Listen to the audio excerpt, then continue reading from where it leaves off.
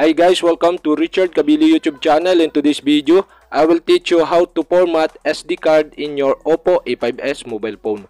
So okay guys, but before we start, kindly subscribe to my YouTube channel by pressing the subscribe button and the bell to notify you if I have new videos. So okay guys, let's start. You all have to do is go to setting in your OPPO A5s mobile phone.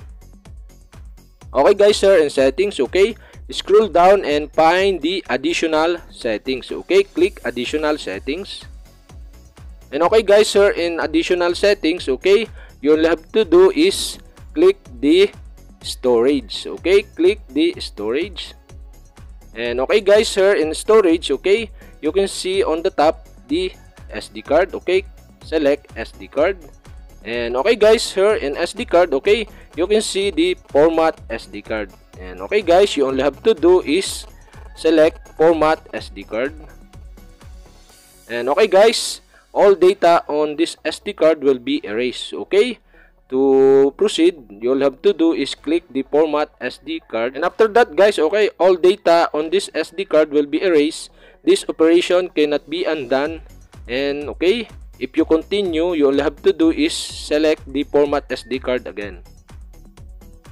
And okay guys, formatting. So okay guys, you are waiting to format your SD card in your OPPO A5s mobile phone. So okay guys, this SD card has been formatted and can be used for storing photos and other media files. So okay, you all have to do is click OK.